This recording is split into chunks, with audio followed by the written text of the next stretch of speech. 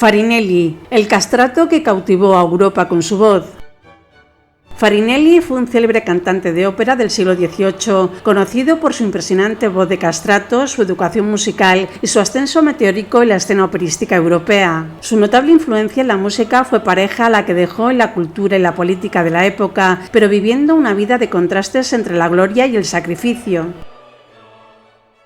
Farinelli fue el nombre artístico de Carlo Maria Michelangelo Nicola Brocchi, que nació el 24 de enero de 1705 en Andria, una pequeña ciudad del sur de Italia que pertenecía al reino de Nápoles. Su familia era de origen noble, pero había caído en la pobreza y el exilio por sus conflictos con otras familias rivales. Su padre, Cebadoria, era un compositor y maestro de capilla de la Catedral de Adria, y su madre, Caterina Barrese, una dama napolitana. Farinelli tuvo un hermano mayor, Riccardo, que se dedicó a la composición musical. Farinelli recibió una educación musical desde niño, tanto por parte de su padre como de su tío Niccolò Doria, que era capitán de la Guardia Pontificia. Aprendió a tocar el clavecín, el violín y la flauta, y a cantar con una voz dulce y clara. A los 12 años fue castrado para preservar su voz aguda, una práctica habitual en la época para formar a los cantantes de ópera. Se dice que la causa de su castración fue un accidente con un caballo, pero también se ha especulado con que fue una decisión deliberada de su hermano para asegurarle un futuro artístico. Farinelli se trasladó a Nápoles para estudiar canto con el maestro Nicola Porpora, uno de los más prestigiosos compositores y profesores de ópera del siglo XVIII. Bajo su tutela, Farinelli desarrolló una técnica vocal prodigiosa que le permitía alcanzar notas muy altas y ejecutar adornos y agilidades con gran facilidad y expresividad. Su voz tenía un timbre dulce y potente que podía modular según las emociones y los personajes. Su registro vocal abarcaba desde el do central hasta el do sobreagudo, lo que le hacía apto para cantar tanto papeles femeninos como masculinos. Farinelli debutó en Roma en 1720 en la Serenata Angelica e Medoro, compuesta por Pómpora, con un libreto del joven poeta Pietro Metastasio. Su actuación causó sensación entre el público y la crítica, que lo aclamaron como una maravilla de la naturaleza.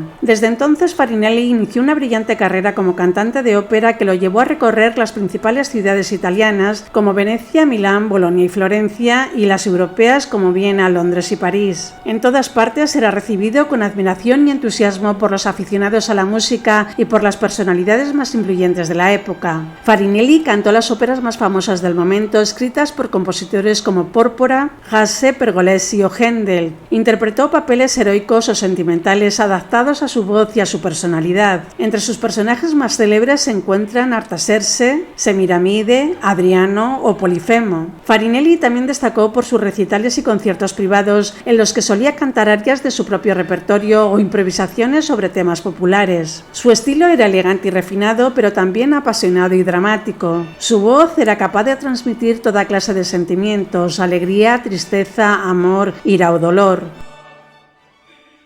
Pero Farinelli no solo fue un gran artista, sino también un hombre culto e inteligente. Hablaba varios idiomas: italiano, francés, español e inglés, leía libros de historia y filosofía y escribía cartas y poemas. Era amigo de escritores como Metastasio o Voltaire y de músicos como Händel o Gluck. También era un hombre generoso y caritativo que ayudaba a los pobres y a los enfermos con su dinero y con su voz. Se dice además que curaba con su canto a los melancólicos y a los epilépticos. Farinelli fue también un hombre rico y poderoso que acumuló una gran fortuna y una gran influencia política. Fue nombrado caballero de la Orden de Calatrava por el rey Felipe V de España, conde de Loano por el rey Luis XV de Francia y príncipe de Melfi por el emperador Carlos VI. Fue además consejero y confidente de varios monarcas como Felipe V, Fernando VI, Isabel de Farnesio o María Teresa de Austria, e igualmente también un mecenas de las artes y las letras que protegió y patrocinó a numerosos artistas y escritores.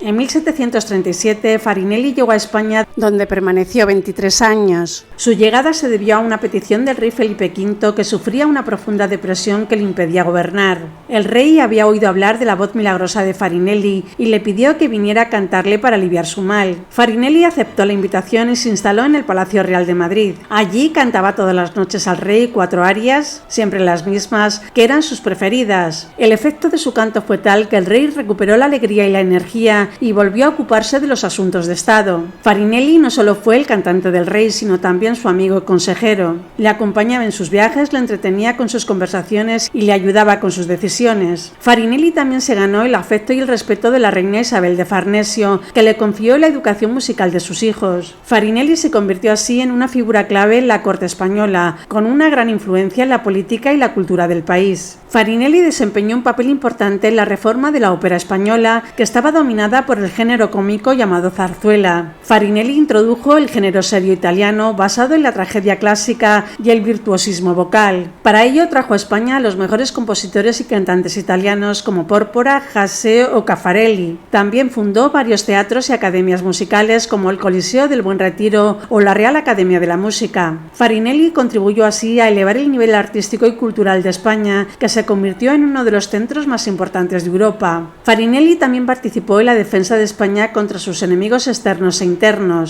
Con su flota apoyó al rey en sus guerras contra Francia e Inglaterra por el control de Italia y América. Con su diplomacia intervino en las negociaciones de paz con Portugal y Austria. Y con su prestigio sofocó varias rebeliones populares contra el gobierno del rey. Farinelli siguió al servicio del rey Felipe V hasta su muerte en 1746. Entonces pasó al servicio de su sucesor Fernando VI, que era hijo de Isabel de Farnesio y hermanastro del futuro Carlos III. Fernando VI tenía una gran devoción por Farinelli, al que consideraba como un padre. Le nombró director general de espectáculos y le concedió una pensión vitalicia. Farinelli continuó con su labor musical y cultural, pero también se dedicó a disfrutar de la vida privada. Se compró un palacio en Madrid y una villa en Aranjuez, donde coleccionaba obras de arte y libros raros.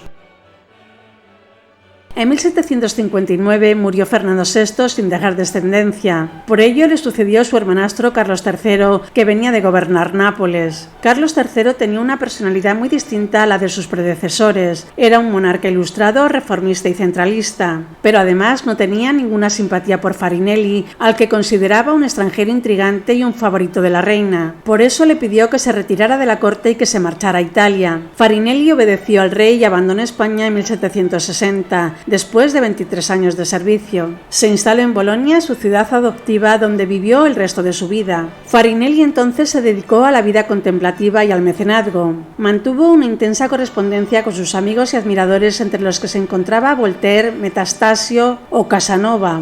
También continuó con su colección de arte y libros, que llegó a ser una de las más valiosas de Europa. Además, apoyó económicamente a varios artistas y escritores como el pintor Mengs o el poeta Parini. Farinelli murió el 16 de septiembre de 1782 a los 77 años de edad. Fue enterrado en la iglesia de San Niccolò di Bari, donde hoy día se conserva su tumba. Su legado musical y cultural fue reconocido y admirado por las generaciones posteriores, que lo consideraron como uno de los más grandes cantantes de la historia. Sin embargo, la castración afectó a la vida de Farinelli de varias formas, tanto positivas como negativas. Por un lado, la castración le permitió conservar su voz aguda y desarrollar una técnica vocal extraordinaria que le hizo famoso y admirado en toda Europa. Gracias a su voz, Farinelli pudo triunfar como cantante de ópera, ganar mucho dinero y prestigio y acceder a los círculos más influyentes de la política y la cultura. Pero por otro lado, la castración le privó de su sexualidad y de su identidad como hombre, lo que le causó problemas físicos y psicológicos. Farinelli sufrió de gigantismo, obesidad, depresión y soledad. Nunca se casó ni tuvo hijos y solo tuvo algunos amigos íntimos. Farinelli, pues, vivió una vida de contrastes entre la gloria y el dolor, el arte y la política, la fama y el olvido.